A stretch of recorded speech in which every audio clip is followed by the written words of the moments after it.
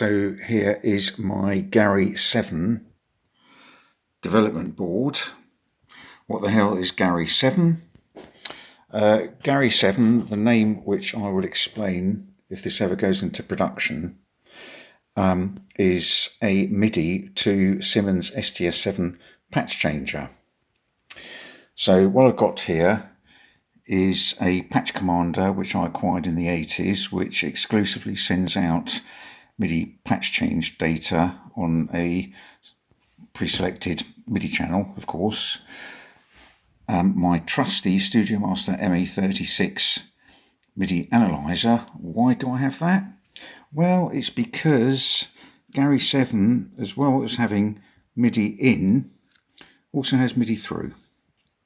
The other connectors on the back, we have a connection for an original selector pad, Simmons SDS7 selector pad, and of course the connection to the SDS7.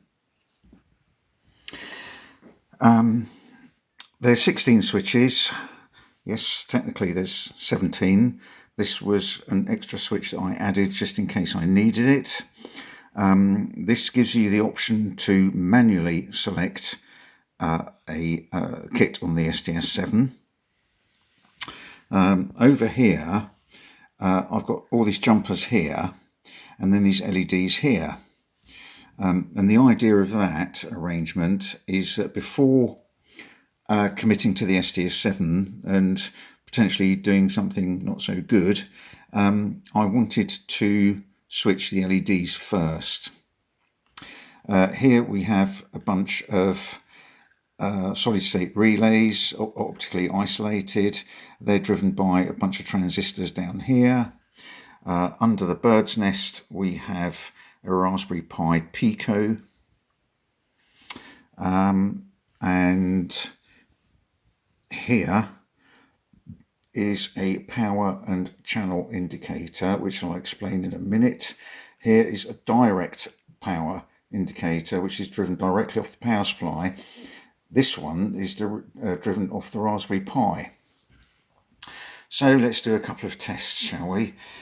So if I just hit button 1, and let's have a look at the LEDs. Oh, bingo. And button 2, fantastic. And button 3, excellent. Now, not everyone's going to want to operate their SDS7 on MIDI channel 1. So if you hold down one of these switches, let's hold down number 2 for more than 3 seconds and keep an eye on the power channel LED.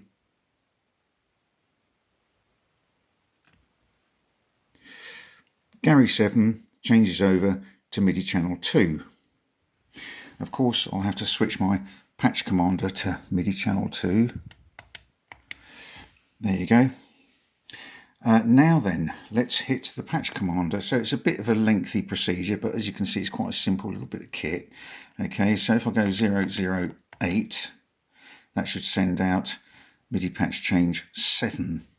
I'll do that again, and you can watch the LEDs. Hey, bingo.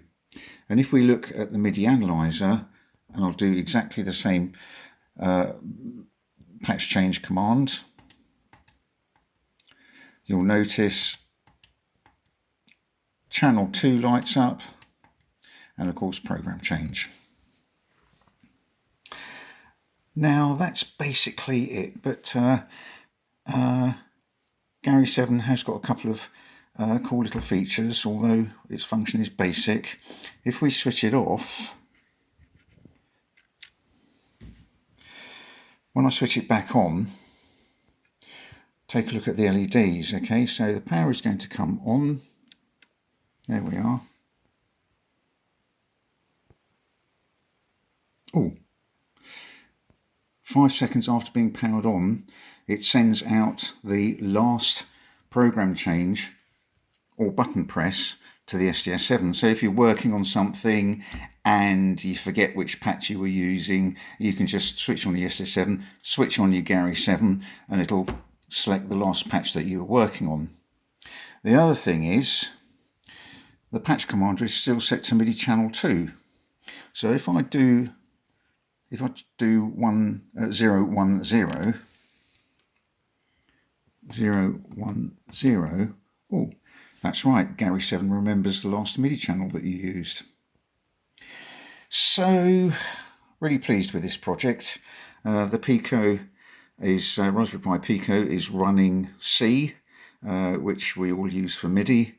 As I said, this is a development board. It's not a prototype or anything. It's just because I've just started diving into the Raspberry Pi and C programming and stuff like that. Okay, talk to you soon.